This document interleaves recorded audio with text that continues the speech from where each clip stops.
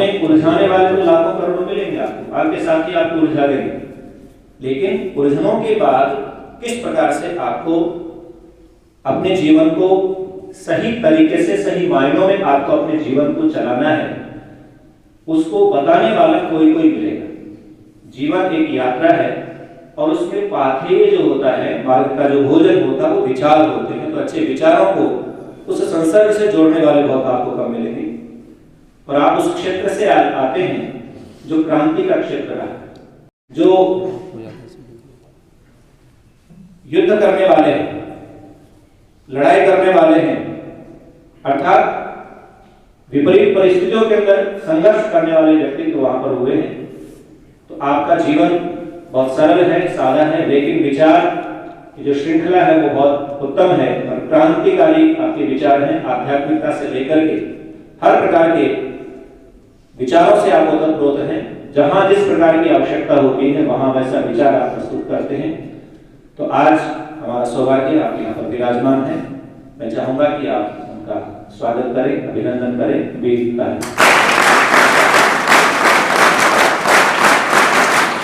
और मैं आचार्य जी से निवेदन करूंगा कि जितना भी ये विद्यार्थी आपसे ग्रहण कर सके उतना समय लेकर के, और आप अपने विचारों को, जो ऋषियों के विचार हैं, आपकी खुद की ऊहा से जो अपने विचार अपने अंदर संग्रह किए हैं और इनके लिए जो आवश्यक है उन विचारों से उनको अवगत कराएं। पूज्य आचार्य।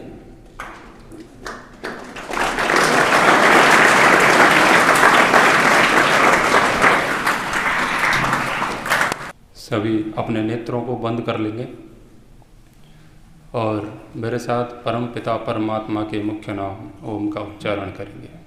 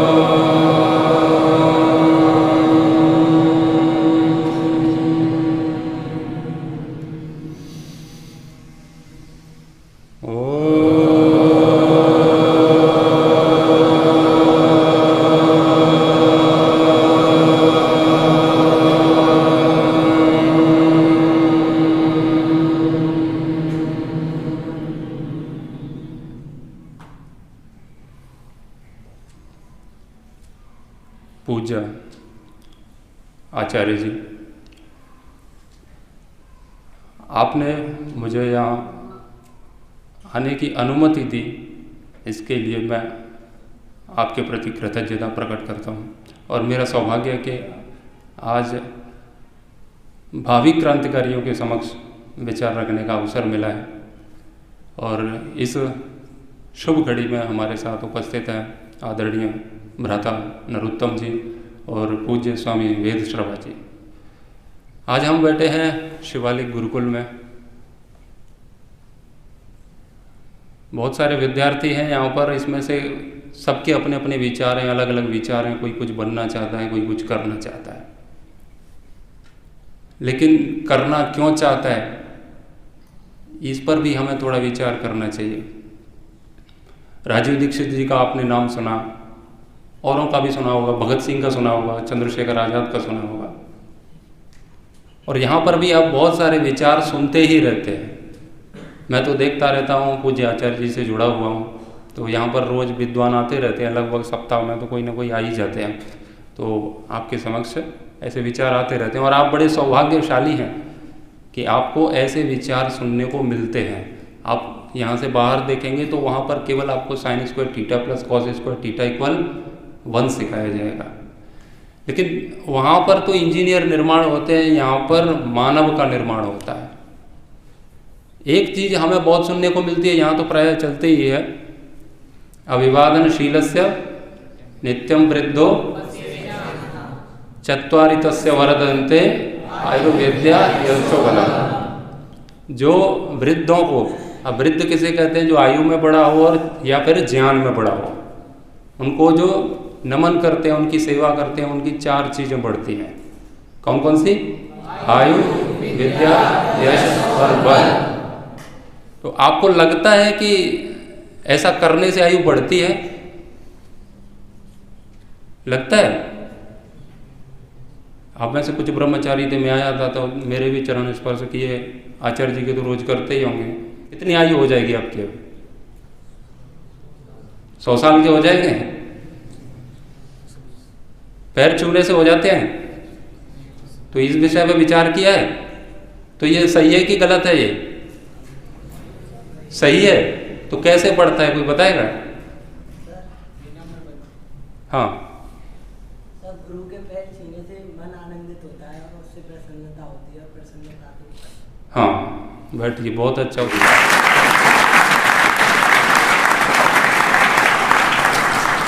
केवल झुकने से कुछ नहीं होता। केवल झुकने से, यानी कि शरीर के झुकने से मन झुकना चाहिए।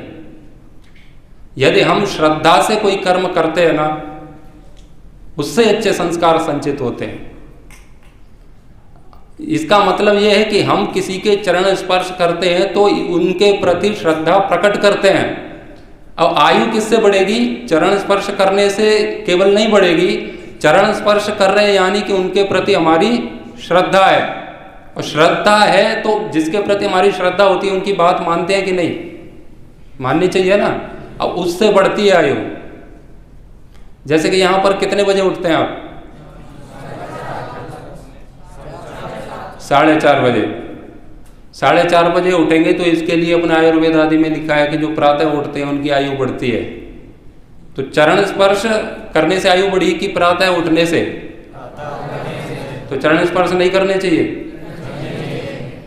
क्योंकि चरण स्पर्श नहीं करेंगे तो तुम्हारी श्रद्धा नहीं है। वो बता कौन रहे हैं? अपने आचार्य बता रहे हैं कि हमें 4 बजे उठना चाहिए। तो मूल स्रोत क्या है?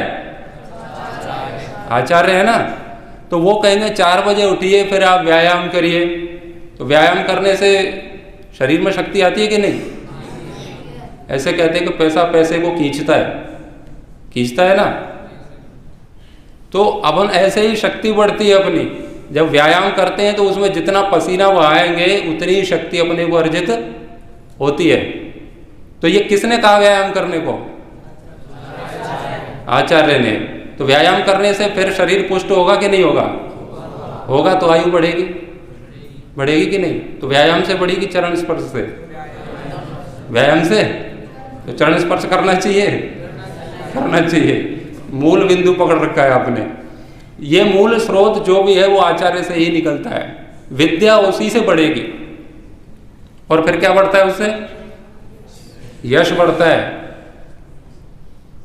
जैसे कि आप यहां से बाहर जाएंगे ना तो आप बड़े गर्व से कह सकते हैं कि मैं आज पूज्य आचार्य जी से पढ़ के आ रहे हैं हम।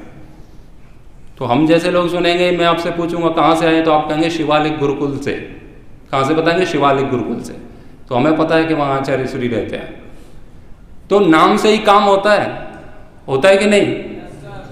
अब पूज्य आचार्य जी के प्रति मेरी श्रद्धा है और आप कहेंगे कि आचार्य जी ने मुझे यहाँ भेजा है, तो आपके लिए मैं किसी चीज़ के लिए मना कर सकता हूँ क्या?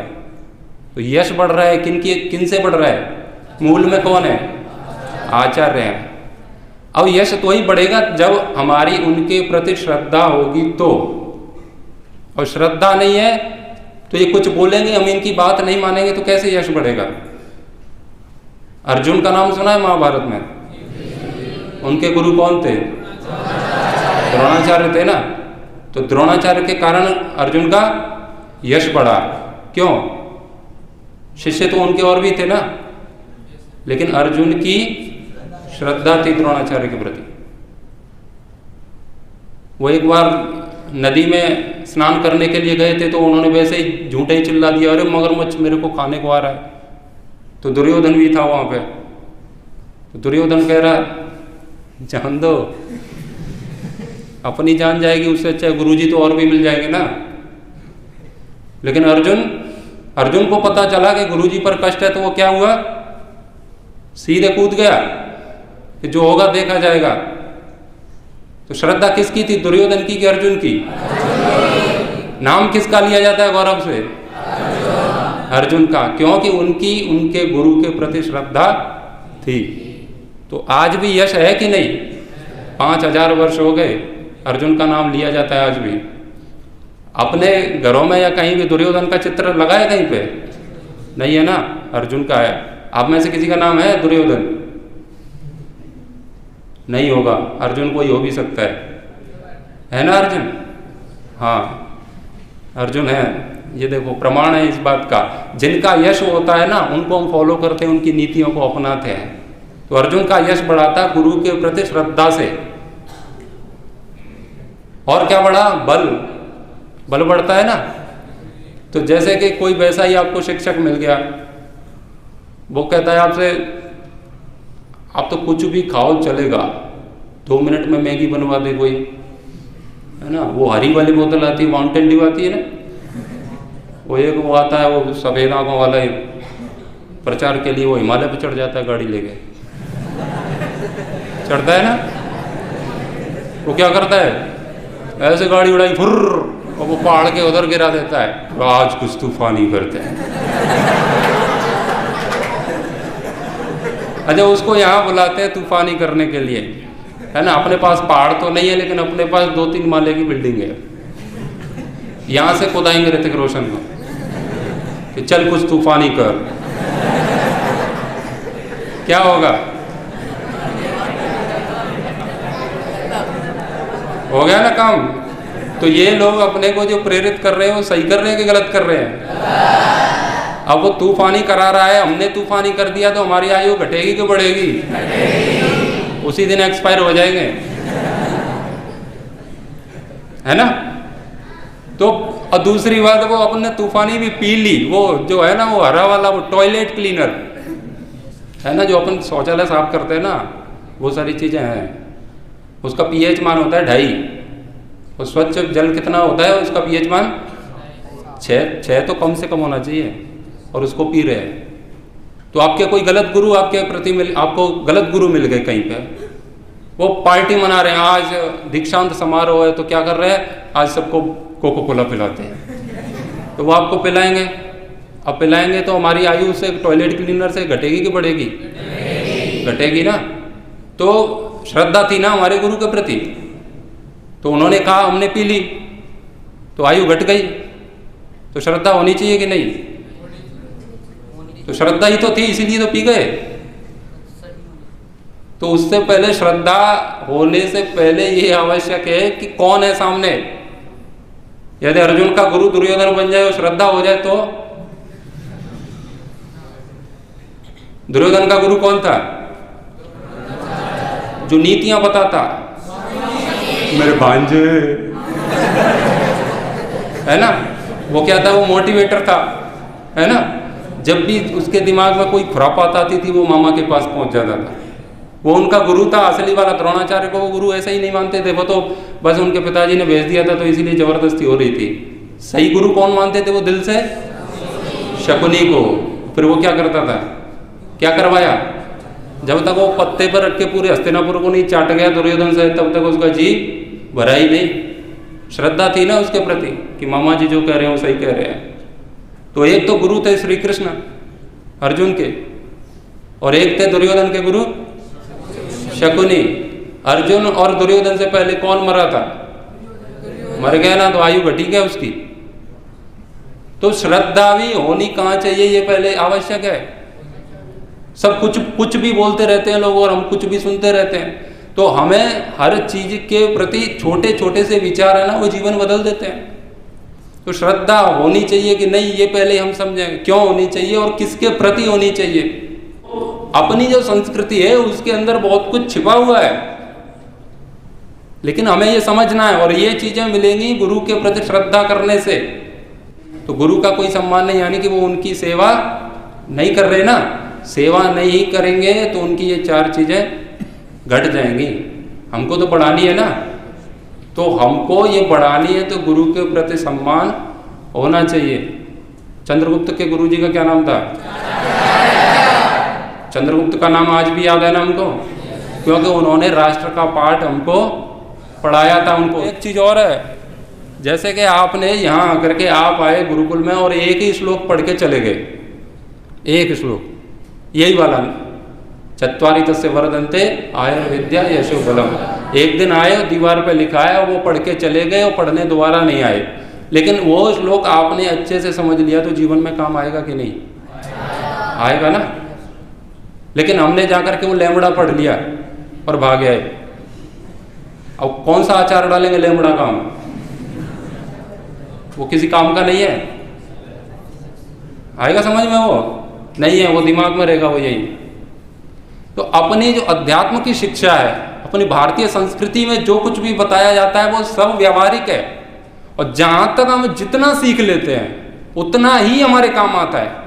यानी जहां से छोड़ देंगे ना, उतना पढ़ा है वही जीवन को बदल सकता है, उससे ही क्रांतिकारी कदम जीवन में आ सकता है। वहां तो बस वही सारी चीजें सिखाई जाएंगी, बस तुमको वर्ल्ड में नंबर 1 बनना है। और इसके लिए बहुत सारे लोग बैठे हैं आजकल, मोटिवेटर होते हैं ना। संदीप माहेश्वरी नाम सुना है ना? सोनू शर्मा है ना? तुम कुछ भी कर सकते हो, you can do it, do it, do it, do it. तुम कुछ भी कर सकते हो। अब तुमने ठान लिया, तुमने क्या ठान लिया? हमें प्रधानमंत्री बनना है। बनना चाहते हैं ना? कौन कौन नहीं बनना चाहते? देखो अभी 2-3 प्रधानमंत्री भविष्य के इधर बैठे हैं जो बनना चाहते हैं।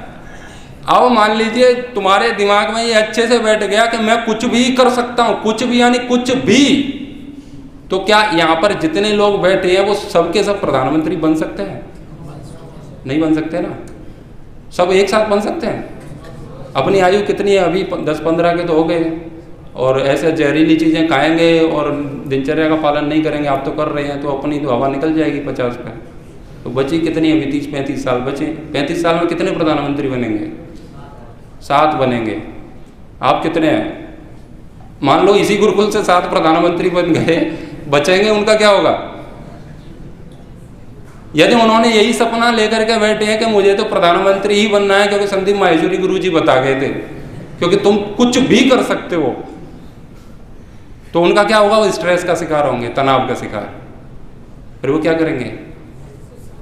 ऊपर से कूद जाएंगे, प्रधानमंत्री पद से रिटायर, बनने से पहले बनने से पहले ही हवा निकल गई, है ना? कौन थे गुरु उनके? संदीप माहेश्वरी, है ना? फिर वो मर जाए, गिर जाए, फिर वो वहां आ जाए, you can do it, do it. उठेगा वो? तुम चाहो तो कुछ भी कर सकते हो, ऐसा नहीं है, तुम बहुत कुछ कर सकते हो। हमारे अंदर उल्टे सीधे सपने घुसाए जा रहे हैं। तुम कुछ भी कर सकते हो, फिर स्ट्रेस का शिकार होना है। तो तुम्हारे अंदर वो सपने घुसाए गए। अब लक्ष्य प्राप्त करने का तुम्हें तरीका बता दिया। अब किसी का लक्ष्य है कि मेरे को तो किसी से लूटना है, तो वो चाकू घुसेड़ देगा किसी के अंदर। लक्ष्य है ना, मुझे करोड़पति बनना है 1 महीने के अंदर, तो पहले उसे ये तो पूछो कि तुझे करना क्या है, तब बताएंगे कि उसका प्राप्ति का उपाय क्या है। तो पहले तो हमें ये देखना है कि अपने जो मोटिवेटर है, यानी तो वो कौन होने चाहिए, पहले हमें ये देखना चाहिए। वो सारी चीज़ें अपने ग्रंथों में पहले से लिखी हैं। ये स्ट्रेस का शिकार हो रहे हैं ना आज बहुत सारे लोग, इन लोगों की वजह से ही हो रहे हैं। कुछ भी सिखा रहे हैं। अब हमने यम नियम पढ़े हैं ना, यम नियम सुना है? तो यम में एक आता है अपरिग्रह, आता है ना, अपरिग्रह। अपरिग्रह का मतलब जीवन में कम से कम वस्तुओं का प्रयोग करना है। ये अपनी संस्कृति है। अब ये किसी दूसरी चीज में कहीं भी पढ़ाई जाती है? ये अपरिग्रह जानते ही नहीं, और उसके विपरीत में प्रचार किया जा रहा है। आपको पता नहीं है, जब आप यहाँ से बाहर निकलेंगे ना, तो एक प्रजाति घूम रही है इस देश में, कम्युनिस्ट, वामपंथी। जानते हो ना, वाम माने क्या होता है? उल्टा होता है ना। हाँ, तो जो दूसरे मार्ग वाले हैं, लेफ्टी। अब वो प्रचार कर रहे हैं कि धर्म की जीवन में कोई आवश्यकता नहीं है।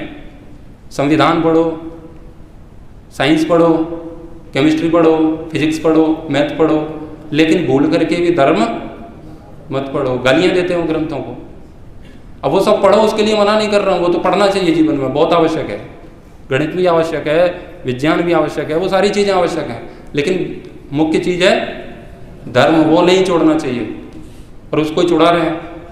तो अपरिग्रह को हम पढ़े ना, उसके लिए वो विरोध कर रहे हैं वो अपने ग्रंथों का कि ये तो सब बकवास है, क्योंकि उनको पता है उनको पता है कि आप लोगों ने अपरिग्रह पढ़ लिया ना तो जीवन बदल जाएगा। तो परिग्रह कैसे होगा, वो कैसे प्रचार कर रहे हैं, टीवी पे प्रचार आते हैं। जैसे वो आता है ना, क्या चल रहा है देश में, फॉग चल रहा है ना।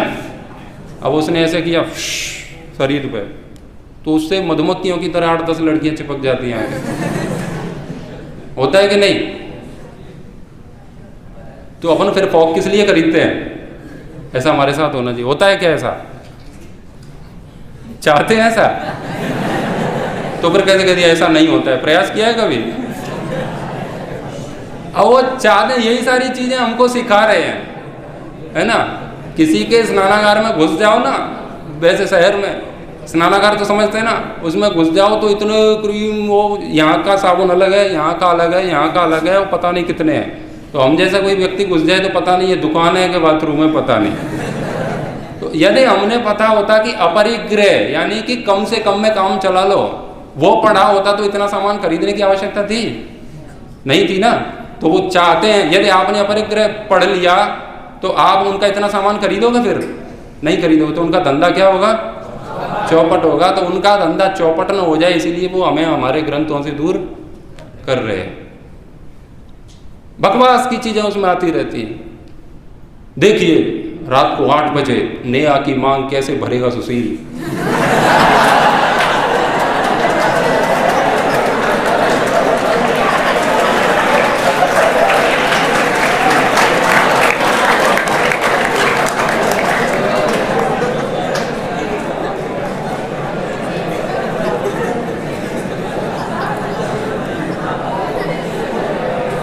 ये बात बहुत पसंद आई आपको, है?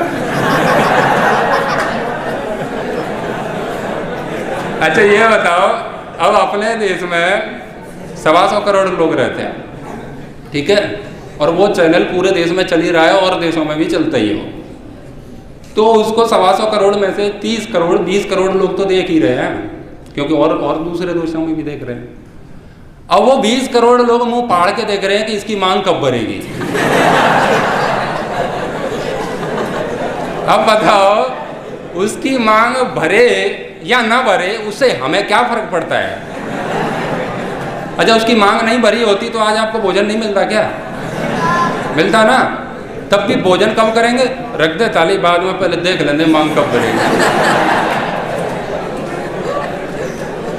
ये सिखा रहे हैं हमको। ये आ रहा है टेलीविजन से। कहाँ से आ रहा है? टेलीविजन से आ रहा है ये। अच्छा ये बताओ कि टीवी में जो एड्स आते हैं, विज्ञापन आते हैं ना, तो आपको एक प्रश्न का उत्तर देना है कि टीवी में जो एड्स, वो सीरियल आते हैं, तो सीरियल में एड्स आते हैं या जो एड्स में सीरियल आता है?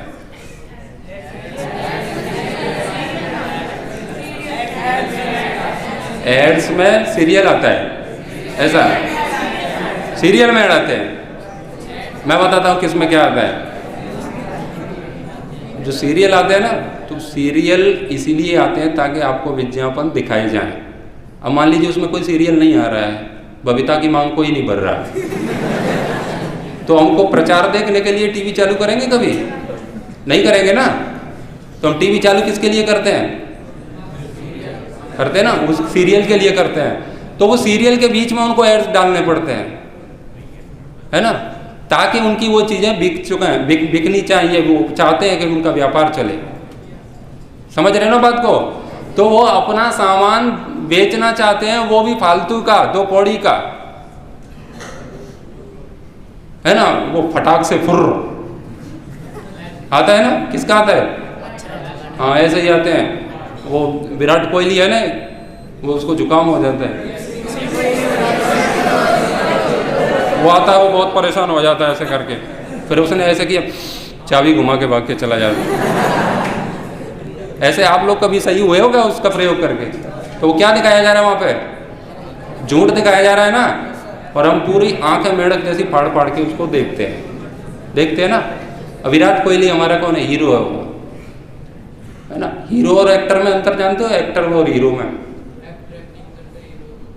हीरो होता है वो रियल होता है। एक हीरो का नाम बताओ। भगत सिंह रियल हीरो, ठीक है ना। चंद्रशेखर आजाद सुभाष चंद्र बोस, वीर सावरकर, ये थे हीरो। और एक्टर सलमान खान। हाँ,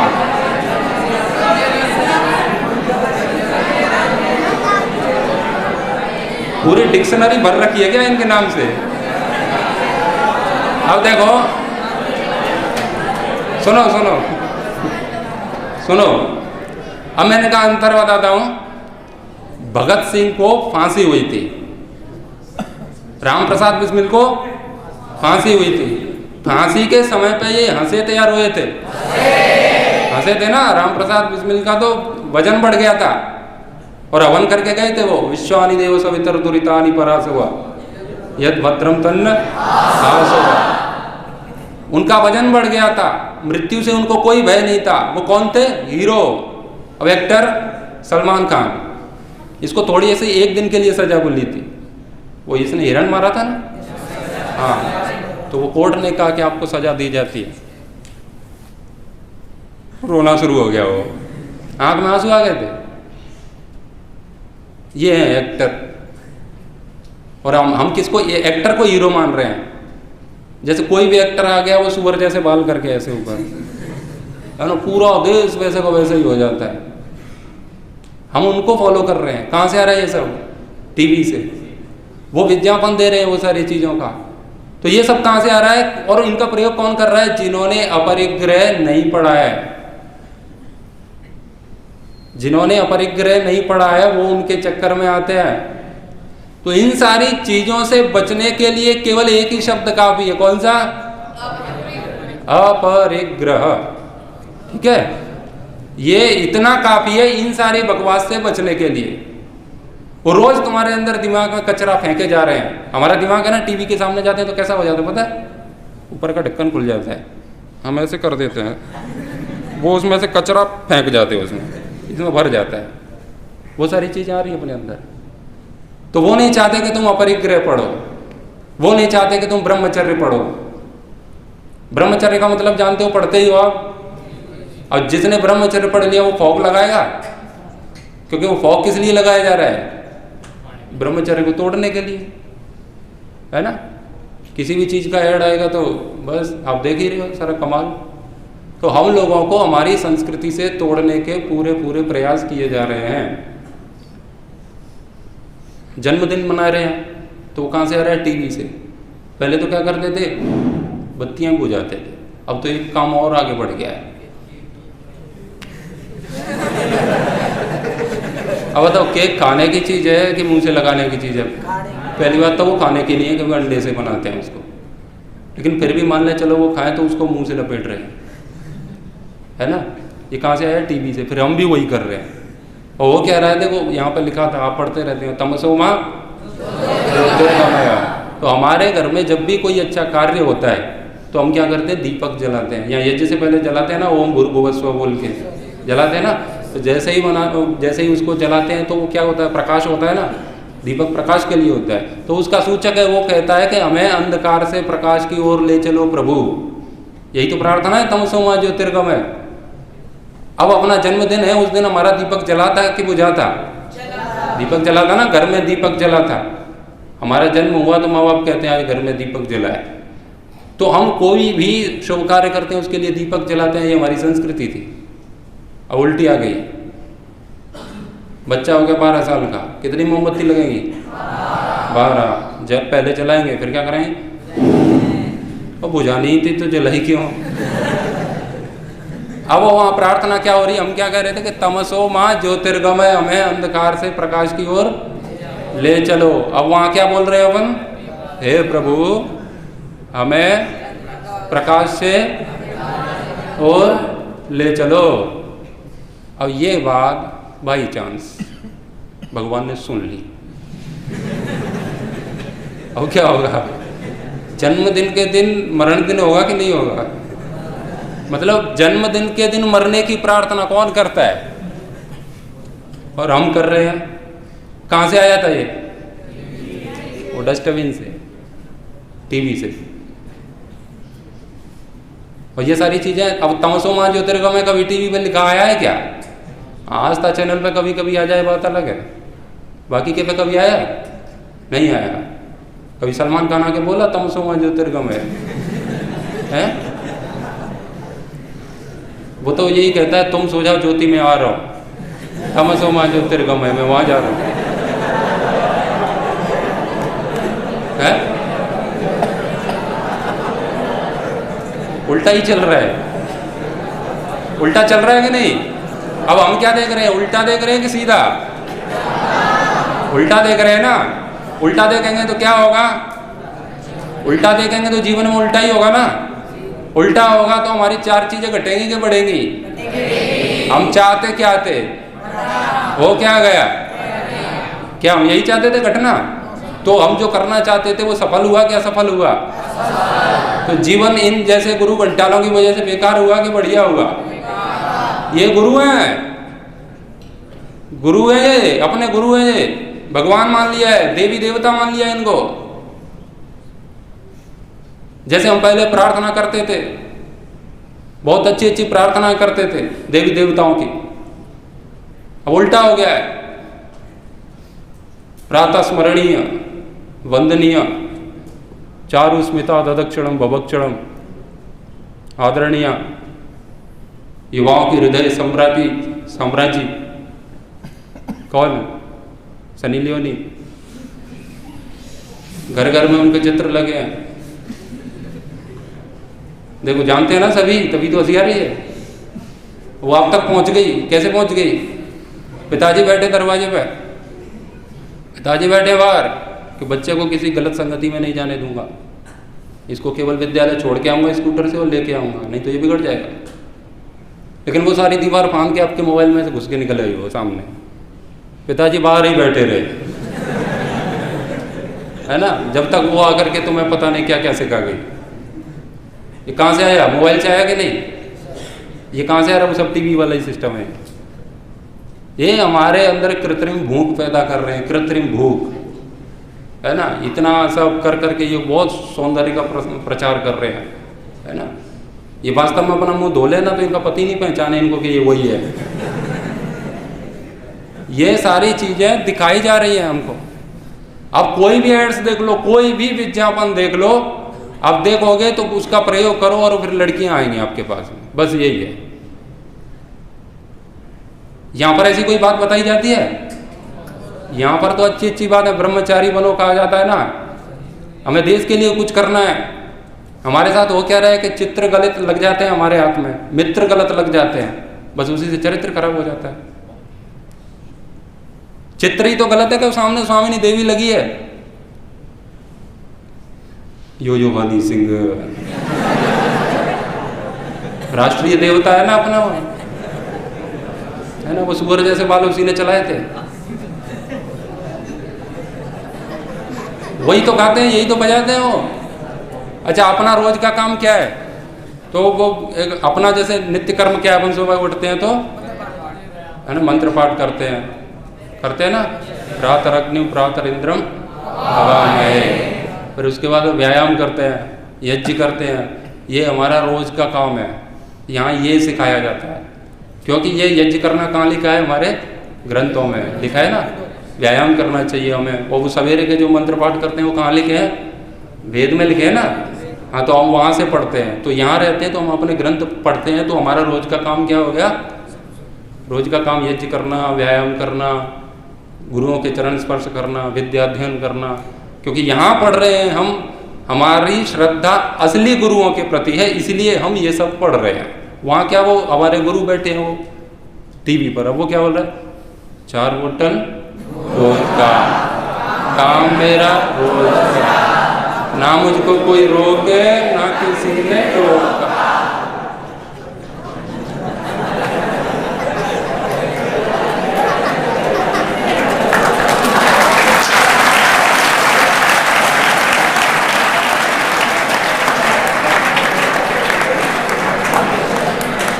अब अपना रोज का काम क्या था?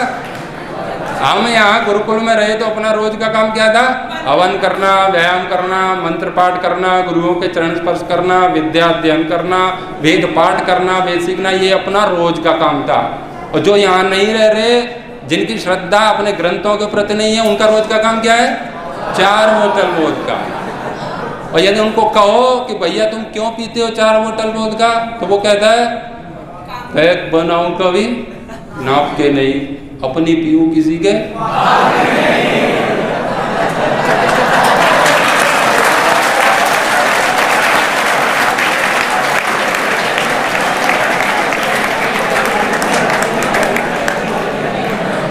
अब वो अपने बाप की पी रहा है, अब मैं उसको जाके कहूं कि मत पियो, तो उसको तो उत्तर मिल गया कि अपनी पीऊं किसी के बाप की नहीं। किसने बताया ये मूल मंत्र? ये ध्येय वाक्य बन गया उसका, क्रांतिकारी का, है ना, अपनी पीऊं किसी के बाप की नहीं। ये सारी चीज कहां से आई? टीवी से आई, मोबाइल से आई। वो 3 चीज का प्रचार करते हैं। हनी सिंह आएगा, गाना प्ले करो, ढक्कन खोलेगा, फुब्बारा उड़ेगा ऊपर, है ना, और लड़कियां होती ही हैं वो तो साथ में, और एक गाड़ी होती है महंगी वाली। वो कौन कौन सी चीज़ों का प्रचार कर रहा है? लड़की, दारू और गाड़ी। अब वो हमको भी चाहिए क्योंकि वो देख रहे हैं, उसमें आनंद आता है। अब वो चाहिए तो उसके लिए हम कुछ उल्टा सीधा करेंगे कि नहीं करेंगे? तो वो हमारे गुरु हैं। तो गलत लोगों के प्रति हमारी श्रद्धा होगी। ये सारी चीज़ें वहाँ से आ रही हैं और हम उनको फॉलो कर रहे हैं। तो यहाँ रहते हैं तो दिनचर्या दूसरी है, क्योंकि हमारी गुरुओं के प्रति श्रद्धा है। अब उनके प्रति श्रद्धा हो गई, गलत व्यक्ति के प्रति श्रद्धा हो गई, तो श्रद्धा है भी तो भी हमारी चारों चीजें घट जाएंगी, क्योंकि व्यक्ति गलत है सामने। तो किसी के भी प्रति श्रद्धा करने से पहले जांच लें कि उनके प्रति श्रद्धा ठीक करना है या गलत है। ठीक है, बात समझ में आ गई पूरी? एकदम कॉन्सेप्ट क्लियर? फिर ठीक है, तो आज के लिए इतना ही रखते हैं। बहुत है, अभी उपासना का भी समय होगा ना आपका? नहीं, हाँ, तो ठीक है, बाकी फिर कभी देखेंगे अपन, है ना।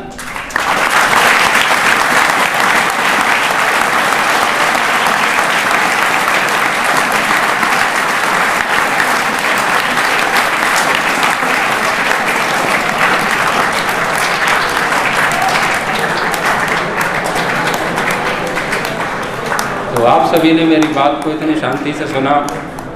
आप सभी के अंदर मैं भावी क्रांतिकारियों के दर्शन कर रहा हूँ कि आशा है कि आप बनेंगे, है ना। इनको लात मार के भगाना है ऐसे लोगों को इस देश से। महर्षि दयानंद, वीर सावरकर, स्वामी श्रद्धानंद जैसे लोगों का प्रचार करना है।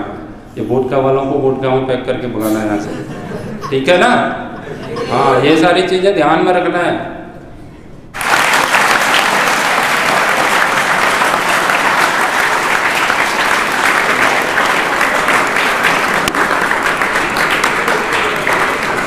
तो पूज्य आचार्य जी का आभार, धन्यवाद।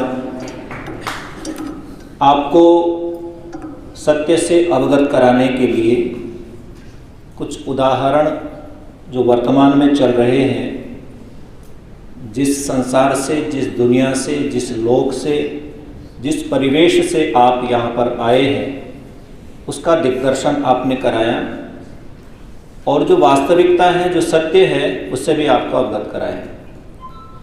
बुद्धिमान वो होता है जो सत्य है, जो अच्छा है, जो हमारे जीवन के लिए रित है, उसको ग्रहण करता है। आचार्य का कार्य स्वयं के आचरण से उन चीज़ों को प्रकट करना है। पूज्य आचार्य जी ने अपने जीवन को उन चीज़ों के साथ जोड़ा है जो हमारी संस्कृति है, जो हमारी परंपराएं हैं, और उसके साथ जोड़ करके अपने जीवन को बनाया है। अग्निना अग्नि समिध्यते, एक जला हुआ दीपक ही दूसरे बुझे हुए दीपक को जलाता है।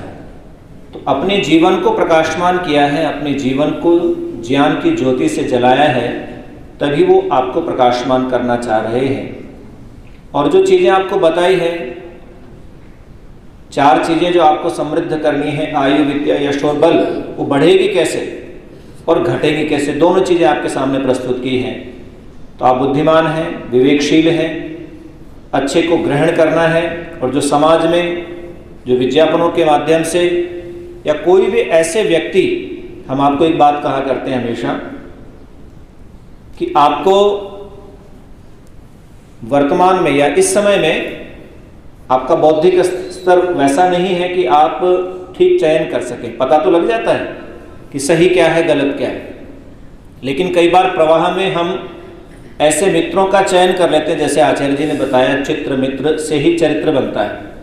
कैसे चित्र आप देख रहे हैं, कैसे मित्र आपके हैं, वैसा ही आपका चरित्र बन रहा है। तो हम कई बार ऐसे मित्रों का चयन कर लेते हैं जिसके कारण से, क्योंकि वो मित्र जो आपका है वो भी आपकी उम्र का है, वो भी नहीं जानता कि वास्तविकता क्या है, और जैसा उसके संस्कार है, जैसे उसने परिवार में परिवेश में जो सीखा है वो आपको सिखा देता है। आचार्यात् पादमादत्ते पादम शिष्यस्त्वमेधया कालेन पादमादत्ते पादम सर्वब्रह्मचार्य। आपके जो सतीर्थ हैं, जो साथी हैं, उनसे भी बहुत कुछ हम सीखते हैं, लेकिन उनसे वही सीखें जो आपके गुरुजनों के माध्यम से आप सीख रहे हैं, और वहाँ पर आपको पता लग रहा है कि वास्तविकता क्या है। आपका साथी वही बात बोल रहा है तो ठीक है, और साथी यदि उससे विपरीत बोल रहा है, गलत बोल रहा है, तो आपको सावधान हो जाना चाहिए। तो हम आभारी हैं पूज्य आचार्य जी के कि आपने लंबी यात्रा की और कहाँ से भ्रमण करते हुए कैथल से आप यहाँ पर मतलब यहाँ पर उपस्थित हुए हैं। और प्रातःकाल भी हम प्रयास करेंगे एक सत्र जिसमें अध्यात्म का हो, जिसमें आपको स्वयं को जानने का, समझने का आप प्रयास कर सकें। और क्योंकि आप स्वयं आध्यात्मिक व्यक्तित्व हैं, प्रतिदिन उपासना करते हैं, ईश्वर की ओर बढ़ने का निरंतर प्रयास करते हैं, और अपने वीडियोज़ के माध्यम से आप उन्हीं चीज़ों को प्रसारित करते हैं जो सत्य हैं, जो सनातन हैं, जो वैदिक हैं, जो वैदिक सिद्धांत हैं, उन्हीं का प्रचार प्रसार करते हैं।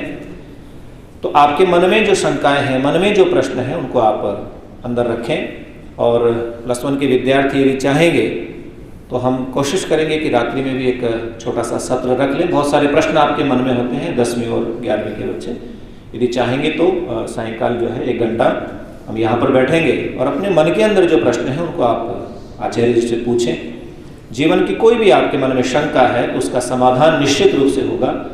हमारे शास्त्रों के अंदर और आचार्यों के पास, गुरुजनों के पास आपका कोई ऐसा प्रश्न नहीं है जिसका उत्तर न है, क्योंकि ईश्वर से सीधा सानिध्य आपका रहता है और वहीं से आपका बुद्धि कौशल हम सबको भी प्राप्त होता है। तो हम उस चीज़ को जो सत्य है, यथार्थ है, उसको जानने का प्रयत्न करें, जो रित है उसको जानने का प्रयत्न करें, तो निश्चित रूप से हमें लाभ ही लाभ होगा। एक बार पुनः पूज्य आचार्य जी का धन्यवाद, आभार, वीरता।